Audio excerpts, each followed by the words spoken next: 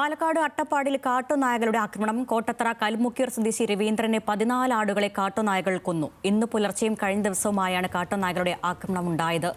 വിവരങ്ങളുമായി പാലക്കാട് നിന്ന് പ്രസാദ് ഉടുമ്പിശ്ശേരി ചേരുന്നു. പ്രസാദ്, ഈ പ്രദേശത്ത് ഇതിന് മുൻപ് ഇത്തരം കാട്ടുനായകളുടെ ആക്രമണം ഉണ്ടായിട്ടുണ്ടോ? എന്താണ് പ്രദേശവാസികളും ഈ വീട്ടുടമസ്ഥനും ഒക്കെ പറയുന്നത്? രവീന്ദ്രന്റെ വീട്ടിലാണ് ഇന്ന് രാവിലെ ആടുകളെ കൊന്നിട്ടുള്ളത്. കഴിഞ്ഞ കുറച്ച് നാളുകളായി ഇത്തരത്തിൽ ആടിനെ ആക്രമിച്ച് കൊലപ്പെടുത്തി എന്നുള്ളതാണ് രവീന്ദ്രൻ പറയുന്നത്. 14 ആടുകളാണ് കഴിഞ്ഞ ദിവസങ്ങളിലായി ഇങ്ങനെ ചത്തിട്ടുള്ളത്.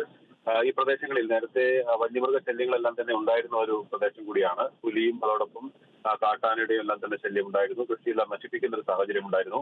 ആദ്യഘട്ടത്തിൽ പുലിയുടെ ആക്രമണമാണോ എന്ന രീതിയിൽ സംശയം ഉയർന്നു. പിന്നീട് അതാണ് കാട്ടുനായകളാണ് ഇത്തരത്തിൽ ആടിനെ ആക്രമിച്ച് കൊല്ലുന്നത് എന്നുള്ളത് വ്യക്തമായി. ഇന്ന് പുലർച്ചെയും ഈ സംഭവം ഉണ്ടായിട്ടുണ്ട്.